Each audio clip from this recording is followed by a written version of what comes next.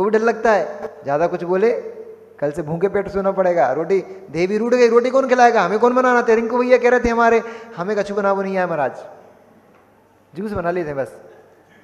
Juice से कितने दिन चलेगी गाड़ी, जूस से तो ज्यादा दिन थोड़ी चल पाती गाड़ी, भोजन करना पड़ता है। और देवी रूठ गई तो भोजन कहां करोगे, इसलिए कुछ नहीं कर पाएंगे। सत्य बोल तो दो, अच्छा लगता है आपको, धीरे धीरे ला रही, नहीं लगता, नहीं लगता, बिल्कुल भी नहीं लगता, किसी को नहीं लगता कि हम किसी के झूठे बर्तन हुए। अहंकारी मानी, मनुष्य में अहंकार प्रचुरता से होता है। नारकियों में क्रोध कसा है, देवों में माया, त्रियंचों में मायाचारी, देवों में क्या होती, लोभ कसा है, और मनुष्यों में मान कसा है। ये प्रचुरता से पाई जाती है, विशेषता से पाई जाती है। मनुष्य मान कसाई होता है, कूट कूट के मान भरा होता है, अहंकार भरा होता है। ऐसा अहंकार का ये पुतला मनुष्य नहीं किसी के झूठे बर्तन धो दे, असंभव, असंभव। इसका भी उदाहरण दूं आपको मैं क्या, अपने ही घर के धो पाते हो, पड़ोसी के बर्तन नहीं धो पाते हो। अपने ही पति के धो पाते हो, पड़ोसन के पति के नहीं धो पाते हो। अपने ही पुत्र का मल साफ कर पाते हो, पड़ोसी के पुत्र का मल साफ नहीं कर पाते हो। अरे नई वासनाएं सता रही होती तो ना विवाह करना पड़ता, नहीं वासनाएं सता रही होती तो ना पति बनाना पड़ता। वासनाओं पर नियंत्रण हो जाता तो आरी काम बन करके और नगर नगर में हो माता जी वंदामी करवा रही होती, ऐसे किसी के घर में बैठ के झूठे बर्तन नहीं मांज रही होती। अपनी इच्छाओं की पूर्ति के लिए शादी रचाई है। ये फालतू की बातें होती हैं कि पापा नहीं माने थे कि मम्मी नहीं मानी थी, हमारा मन तो नहीं थो। कोई भी अम्मा से बात करो ना, थोड़ी जो बैरागी टाइप की दिखती है ना, उनसे बोलो अरे आप इतनी सब जानती हो, आपके अंदर इतना वैराग्य है, आपने विवाह क्यों कर लिया? तो एक ही जवाब, वर्षों से एक ही जवाब चला रहा है, वो कॉमन है, हमारा तो बिल्कुल भी मन नहीं था, मम्मी पापा नहीं माने, उनकी लाज रखने के लिए करना पड़ गई। सीधा सीधा बोलो, मेरे परिणाम मुझसे नहीं माने, मेरे परिणाम मुझसे मान गए होते तो मुझे किसी के झूठे बर्तन नहीं मांजना पड़ते, मुझे किसी के मैले कपड़े नहीं धोना पड़ते। मेरे ही परिणाम नहीं मना पाया मैं, मेरी ही विषय वासनाओं को नियंत्रित नहीं कर पाया। अब दे देना उन भैया जी को जवाब जो माइक पे ये बोल रहे थे ना, नग्नता के ऊपर जिन्होंने प्रश्न चिन्ह लगाया था, उनको इस बात का जवाब पहुंचा देना कि जिनके परिणाम नहीं मानते हैं उन पापियों को ही वस्त्र पहनना पड़ते हैं, जिनके परिणाम मान गए होते हैं उन्हें वस्त्रों के आवरण की आवश्यकता नहीं होती।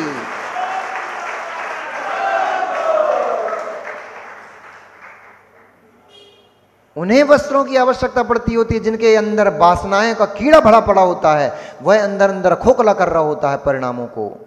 इससे आत्मा को वासना का कीड़ा खोखला कर रहा होता है, इसलिए वस्त्रों से ढांकना पड़ता है।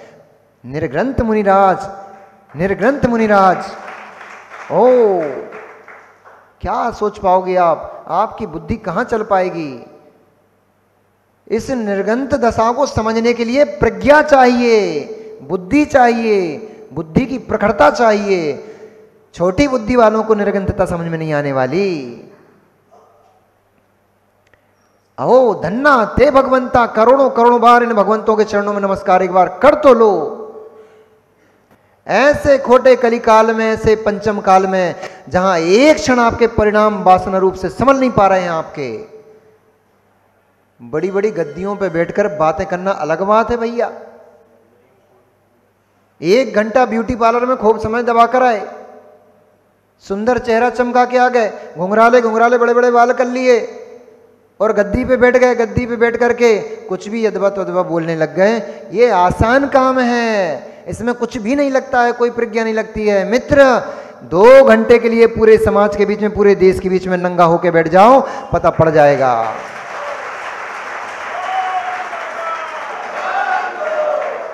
जीभा को हिलाने में क्या लगता है? कुछ भी नहीं लगता। मांस का लोथड़ा ये तो हिल जाता है, इस मांस के लोथड़े को हिलाने में कुछ भी नहीं लगता है। दिगंबर मुनिराज की चर्या करके देख लो, तुम्हारे नई छक्के छूट जाएं, फिर हमसे आके बात करना। इन घुंघराले केसों को अपने हाथ से 2-4 उखाड़ के तो देख लो, पता लग जाएगा दिगंबर मुनिराज क्या होते हैं। तपती धूप में, तपती दोपहरी में, एक नीरस एक उपवास करके तो देख लो, और 25 किलोमीटर का बिहार करके देख लो साथ में, पता लग जाएगा दिगंबर मुनिराज की चर्या क्या होती है। दिगंबर मुनिराज छोटी मोटी वस्तु नहीं है। अरे ये तो उनकी सरलता है, सहजता है कि आपको हर कहीं दर्शन करने को मिल जाते हैं। म्यूजियम में रखने लायक चीजें हैं ये। वास्तव में देखा जाए दिगंबरत्व, दिगंबर मुनि म्यूजियम में बिठा करके दर्शन कराने लायक वस्तु है। अरे आपका पुण्य है, आपका भाग्य है कि आपके देश में दिगंबर मुनिराज विचरण कर रहे हैं। देश सूखे पड़े हुए हैं, बहुत बल चाहिए, बहुत बल चाहिए। शरीर को तो फिर भी नग्न बना के रख सकते हो, शरीर को तो फिर भी नग्न बना के रख सकते हो। इन दिगंबर मुनिराजों से एक क्षण इनके परिणामों से मिलकर तो देख लो, इतनी माताएं इतनी बहनें बैठी रहती हैं। अगर एक क्षण के लिए भी इनका परिणाम विकृत हो गया, पूरा जगत शरीर को देख करके हंसेगा। एक क्षण के लिए भी अपने परिणाम को विकृत नहीं होने देते, इसका नाम दिगंबर है। आप तो वासनाएं सता गई तो ढक लोगे। वो भैया जी से जरूर बता देना, पहुंचा देना ये वीडियो उनके पास। गद्दी पे बैठकर दिगंबर पे प्रश्न कर रहे हैं ना। अब मेरा उनसे प्रश्न है, तुम्हारे अंदर वासनाएं उत्पन्न हो जाएंगी, तुम तो वस्त्र पहने हो ढक लोगे। इन दिगंबर मुनिराजों के अंदर यदि वासना उत्पन्न हो गई, ये ढकने कहां जाएंगे? मिलो उनके परिणामों से। शरीर देख रहे हो। एक माता ने माइक लेके प्रश्न भी किया था शायद, कि हम कभी दिगंबर मुनिराज को देखते हैं तो मन में विकल्प उत्पन्न, विकल्प उनके उत्पन्न होते हैं जिनके अंदर वासनाएं भरी पड़ी रहती हैं। ये माता इतनी सारी बैठी हैं, युवा युवा बहनें बैठी हुई हैं, इनके अंदर दिगंबरत्व दिखाई दे रहा है, इनके अंदर नंगा दिखाई नहीं दे रहा है, इसलिए इनके अंदर भाव विकृति नहीं होती।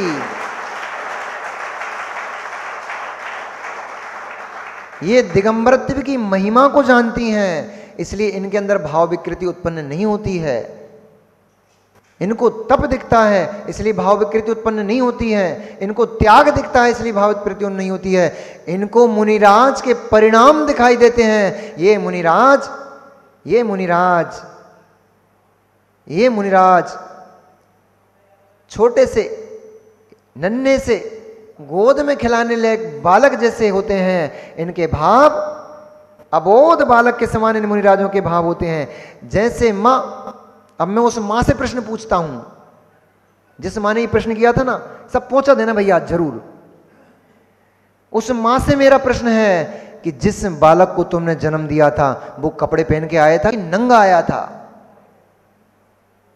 उस मां ने अपना दुग्ध, अपना आंचल उस बालक को पान कराया था, तब शर्म नहीं आ रही थी क्या? तब क्यों लज्जा नहीं आ रही थी? क्योंकि उस बालक में आपको वासना नहीं दिखाई दे रही थी, इसलिए आपको उसके प्रति भाव विकृति नहीं हुई। दिगंबर मुनिराज को जिस दिन आप उस बालक के समान देखने लग जाओगे, आप भी इनकी पूजन हजारों हजारों बाद इनके चरणों में नतमस्तक हो जाओगे। फिर आपके अंदर ये प्रश्न उत्पन्न नहीं होगा, क्योंकि आपको मुनिराज का परिणाम दिखेगा, देह नहीं दिखेगी। एक एक कपड़े की एक एक इंच बनने में असंख्यात जीवों की हिंसा होती है। कपड़ों का एक एक इंच बनने में असंख्यात जीवों की हिंसा होती है। ये मुनिराज महाव्रती होते हैं। मन से, वचन से, काया से, कृत से, कार्य से, अनुमोदना से, सभी प्रकार से इनका हिंसा का त्याग होता है। इसलिए दिगंबर मुनिराज निर्ग्रंथ होते हैं, निर्वस्त्र होते हैं। एक छोटी सी लंगोटी भी लगा ली, छोटी सी लंगोटी भी, फांस तनक सी तन में साले, चाहे लंगोटी की भी भाले। छोटी सी लंगोटी भी, छोटी सी लंगोटी भी इस जीव को संबल देती है। वह भी वासनाओं को छुपाने के काम में जाती है। इसलिए ये निर्गंथ मुनिराज एक छोटी सी लंगोटी भी धारण नहीं कर पाते हैं। लंगोटी भी धारण करेंगे तो सबसे पहले तो समाज से मांगना पड़ जाएगा, दूसरा फिर उसको धुलवाना पड़ जाएगी। मांगने में हिंसा, संभाल के रखने में हिंसा, धुलवाने में हिंसा, पहनने में हिंसा होगी, भाव हिंसा होगी। मेरी लंगोटी अच्छी, इनकी लंगोटी खराब, भाव हिंसा होगी। इसलिए उस लंगोटी का भी परिग्रह ये मुनिराज अपने सर पर नहीं रखते हैं। इनका नाम दिगंबर है, चारों दिशाएं ही जिनका वस्त्र हैं, ऐसे ये दिगंबर मुनिराज होते हैं। उनको किसी आवरण की आवश्यकता नहीं है, क्योंकि हर प्राणी में, प्राणी मात्र में, जीव में भगवान आत्मा देखते हैं। स्त्री में स्त्री नहीं देखते हैं, पुरुष में पुरुष नहीं देखते हैं, नपुंसक में नपुंसक नहीं देखते हैं। ये मुनिराज प्राणी मात्र में भगवान आत्मा देखते हैं। यहाँ बैठी स्त्री ये भी भगवत्ता से युक्त है, पुरुष ये भी भगवत्ता से युक्त है। किसमें अपने राग परिणाम को लेके जाऊंगा, ये सभी भगवान हैं। ऐसा देखते हैं। ऐसा देखो, क्या देख रहे हो? शरीर के देखने में लगे हुए हो। फिर भी बेचारे, वे भी करुणा के पात्र हैं, वे भी दया के पात्र हैं। हे भगवान, हे भगवान, इन जीवों की मति कैसी भ्रष्ट पड़ी हुई है, कैसा मिथ्यात्व का प्रचंड उदय है कि उनको सम्यक में सम्यक नहीं दिखाई दे रहा है। साक्षात तीर्थंकर की मुद्रा में उनको नग्नत्व भेष दिखाई दे रहा है, तीर्थंकर भगवान नहीं दिखाई दे रहे हैं। बेचारों का संसार अभी बहुत बढ़ा पड़ा है। हे प्रभु, इन जीवों का भी संसार शीघ्र नष्ट हो जाए, उनको भी सद्बुद्धि की, सद्ज्ञान की प्राप्ति हो जाए, ताकि वे भी इस दिगंबरत्व को धारण करके अपने इस जीव आत्मा का संसार में जो भटक रही है, पापों में, कष्टों को झेल रही है, उनसे इनकी भी मुक्ति हो जाए। हमारा तो उनको भी शुभ बहुत बहुत आशीर्वाद है। गुरु रानी को भूल तो नहीं गए? तो हो गई ना, खीर पूड़ी खा के भैया ने देख लिया, भैया ने देख लिया और समझ लिया कि मेरे लिए नहीं जीती है, मेरे लिए नहीं जीती है। ऐसे ही उस गुरु रानी ने जाकर के बार बार निवेदन किया, हमारा आपके बिना कोई नहीं है। तब भी मुनिराज ने उनको आंख उठाकर भी नहीं देखा, ना ही कोई प्रत्युत्तर दिया, कुछ भी नहीं कहा। वे नीची दृष्टि करें, मौन बैठे रहे। तब उसने ये जान लिया कि अब ये वापस मुझे मिलने वाले नहीं है, इनका समागम अब पुनः मुझे प्राप्त होने वाला नहीं है। इसलिए वह रुदन करती, विलाप करती हुई अपने पुत्र पर्वत के साथ पुनः अपने घर वापस चली गई। और वे मुनिराज घोर तपस्या साधना में लीन हो गए। एक दिवस पर्वत और नारद दोनों मित्रों के बीच में तत्व उपदेश को लेकर के तत्व वाद विवाद छिड़ गया। नारद और पर्वत के बीच में तत्व की जिज्ञासा उत्पन्न हुई और तत्व को लेकर के उनके बीच में वाद विवाद छिड़ गया। नारद ने उसको कहते हुए बोला कि भगवान ने उपदेश में 6 द्रव्य कहे हैं, 7 तत्व कहे हैं, 9 पदार्थ कहे हैं, 5 अस्तिकाएं कहे हैं, धर्म कर्म का उपदेश दिया है, क्रियारूप धर्म का उपदेश दिया है, भावना रूप धर्म का उपदेश दिया है। इस जीव के कल्याण के निमित्त भूत भगवान जिनेन्द्र ने महाव्रतों और अणुव्रतों का व्याख्यान किया है। महाव्रत जैसे कि हमारे गुरु महाराज ने धारण किए, वह महाव्रत हैं। और अणुव्रत 5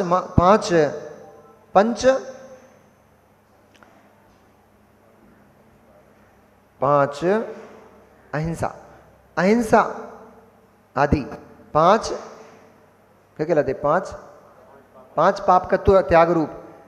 और अणुव्रत गुणव्रत शिक्षाव्रत रूप श्रावक्य व्रतों के बारे में व्याख्यान किया है।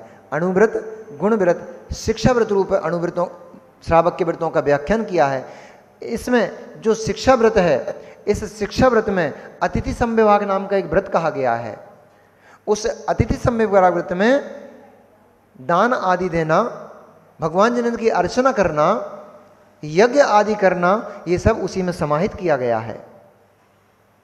और उस यज्ञ में सुंदर अष्टद्रव्य से पूजन आदि के बाद उपरांत अष्टद्रव्य से पूजन उपरांत उसको पूर्णता के लिए यज्ञ किया जाता है।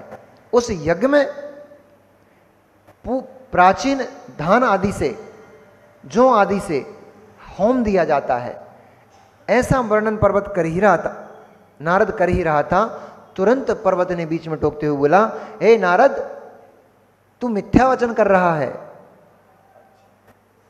जो तूने प्राचीन धान्य आदि का वर्णन किया यह मिथ्या है, क्योंकि हमारे पिता गुरुदेव ने अजर्यष्टम नाम का द्रव्य कहा और वह अज पशु है, इसलिए अजर्यष्टम में तूने जो कहा वो गलत है, असत्य है।